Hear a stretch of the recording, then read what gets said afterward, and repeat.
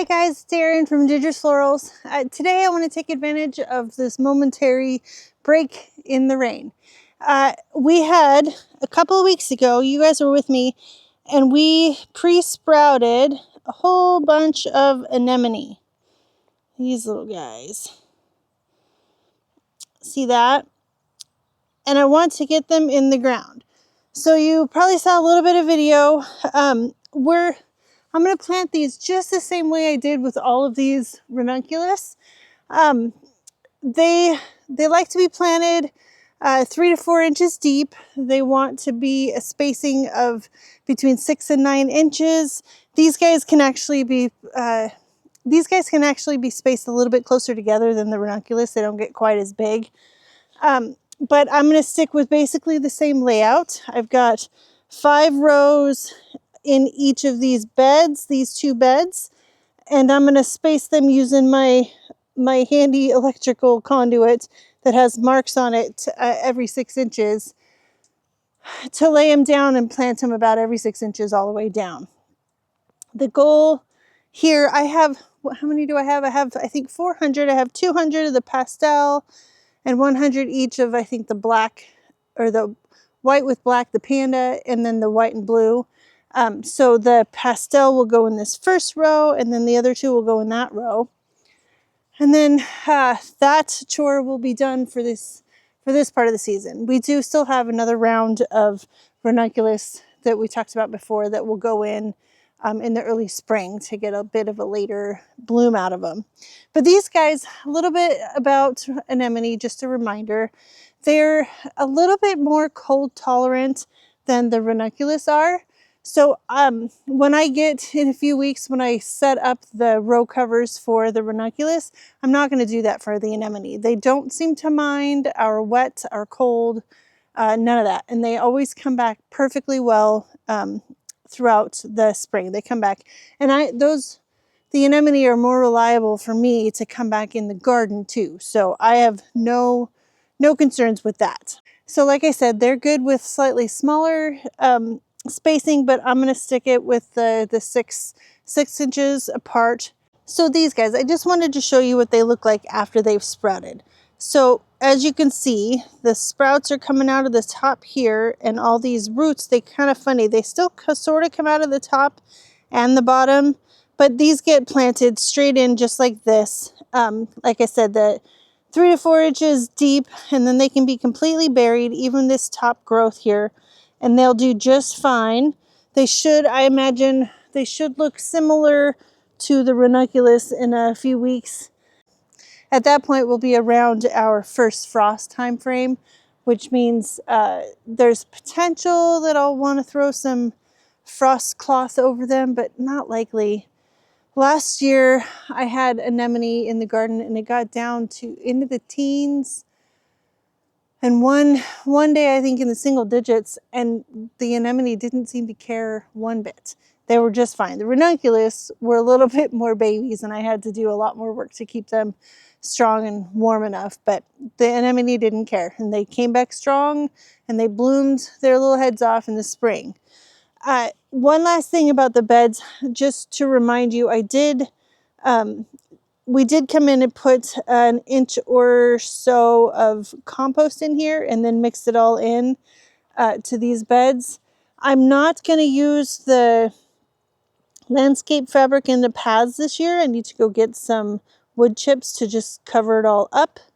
I'm going to start working on turning this into hopefully a no-till bed so that we can just maintain the soil health and not have to worry so much about digging up all the rocks and everything else that we come across. Okay, so I'm just going to set up the camera, put in a podcast, and get these all planted. I'll show you what it looks like when they're done, which kind of looks like that. There is one other thing I want to try and do today. I'm going to go out, I'll bring you guys with me, and collect some more zinnia seed heads. I want to show you what those look like and make sure that we have a bunch to choose from for when we use those in the spring. I'm still going to order in seed for the farm itself, but I really want to try and regrow some of the seeds from the plants that we grew this year and put them in our regular personal gardens so we can have some of those beautiful flowers all to ourselves. Okay guys, setting up the camera, going for it, and then we'll talk about it when it's all done.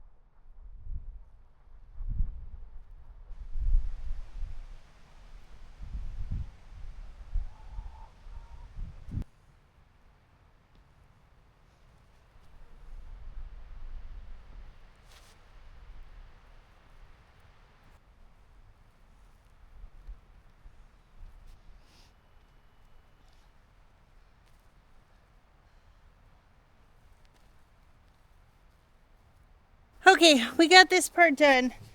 So I know there's nothing really to see. You can see little bits of the tops of them coming out, but this whole row here is all the pastel. This row is mostly the black and white, the panda anemone. The last, I don't know, 2 or 3 feet back here has some of the blue and white. And instead of, I think I miscounted my numbers. I ended up with 200 of each. But I took most of the rest of the blue and white and put them at the end of this bed and this bed and that bed, because they hadn't gotten all the way filled up with the ranunculus. So waste not, want not, had space, fill it up. I probably have another 30 or 40 of them that I can place, but I think I'm going to put those in their regular gardens because anemone are beautiful. But with that said, I do want to take you guys out in the field. We're going to cut a couple of the zinnia heads so I can show you what it looks like when you collect seed from them, and then we can leave them in the greenhouse to dry out and hopefully in the spring plant them. Okay, let's head out to the greenhouse or to the field. Okay, out in the sad looking zinnia patch in the field. There are some pretty ones. I keep pointing to this one because I love it. There's still some good ones left, but for the most part, they're all done. So I do want to show you what it looks like when I cut the seed heads off and why I'm choosing the ones that I am. And then we'll just store them away until the spring. So I do want to touch a little bit on this. Zinnias they will cross-pollinate. There's no way that I can guarantee that if I cut this salmon-colored zinnia, that it's going to be salmon-colored when I plant the seeds. There's a high likelihood with the sheer volume and all the different colors that I have that there's going to be a wide range of colors. But with that said, the colors, at least one of the colors that makes up the new one, will be the one that I started with. So I'm curious and interested to see how they turn out. Like I said, these ones I'm not planning for the field, for the farm. I'm planting them for my own gardens. So it'll be fun and interesting to see what comes from these seeds next year. Okay, so let me set up. I want to show you. This is in my Queen Lemon patch, but I want you to see this zinnia. So this guy is completely dried out all the way down, and most of the flower head is still attached. When I pull one of these petals off, there's a seed there. I'm not entirely sure that that one is mature, but it's still there, and that's what you're looking for. So I'm going to go through here, collect a few of these. Here's another one. And hope that I can dry them out and get some seed out of them. Man, the wind has really picked up. Sorry if the audio's getting kind of crazy. So my goal is to get seed from some of my favorite varieties and just some random ones, and then we'll see what we get.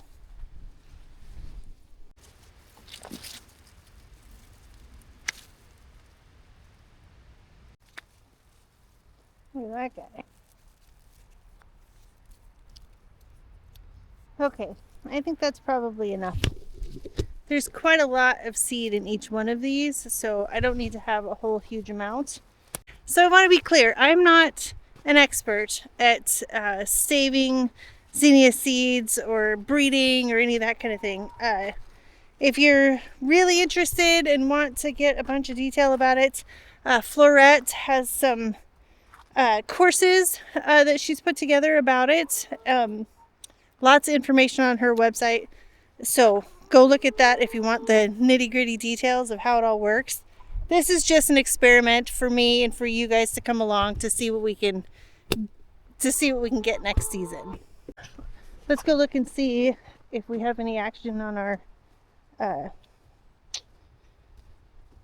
dahlias that we tried to pollinate. Well, this is one of them. It doesn't look like there's any action in that one. Bummer. Okay.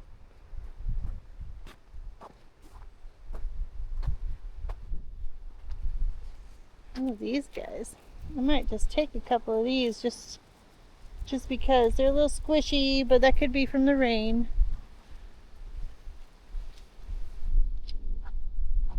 This one's nice. This one's nice. I think, yeah, this one's off of the singles. This guy. It's not ripe yet. I'm going to leave it a couple more weeks. Otherwise, well, just got to get it before last frost, or first frost. But it may or may not. I may have been too late. It's entirely possible. Usually I try to do that stuff starting in early August. Pick a couple of plants and let them cross-pollinate, but it was worth a shot. I'd gotten busy before that, so I never got around to it. But that doesn't mean that we don't have seed heads other places in here that I can get seed from, and I plan to. Okay, let me take these back up. The seed heads that we do have, they need to dry out so that they don't rot over the winter. So we'll take them up there to the greenhouse, let them dry, and then store them away in the house in a cool, dry place after that. Okay, so we're back at the greenhouse. I already had some of these, and these guys are the ones we just collected. I'm just gonna lay these ones out as they are to just dry out for a few days. Look at this. That's a seed.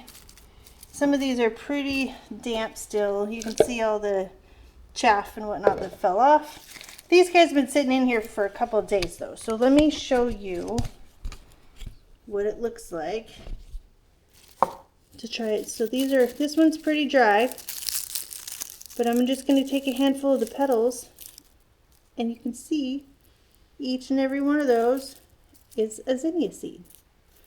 These are going to be so much fun come next spring and summer when these start to bloom, to see which ones we got. I'm so excited. I've said it a lot of times. You probably are all tired of hearing it, but this time of year really is one of my favorites. The springtime when everything's crazy and the seeds are, the seedlings are growing and the plants are getting planted and all that chaos. I love that too. But this time of year, it's more about prepping for next year and just putting everything to bed. We all need a break for the winter, including the garden. So it's a lot of the dreaming of next year. This is when all of that stuff starts. And I, for one, can't wait to do that. Okay, guys, it's been that's gonna do it for this video. We got a lot done today. We got 600-ish anemone in the ground. We got the seed heads collected, and yeah, we're getting there. This time of the year is so good. It's so much fun. I love the promise of the next year, especially things like the anemone and the ranunculus, because you can see that they're growing already. It's when we get the tulips and we plant all those, it's just we're gonna put them in the ground and hope and pray, just like we did with the alliums the other day. I can't remember if I showed you the other day, but the gardens in here, the bedroom garden, these 2 trenches that John dug for me, I'm gonna clean them up and even them out, and then this is where all those tulips are gonna go. We have around 5,000 of them coming. We already have a few hundred, but we've got a whole bunch of crates coming for the rest of them.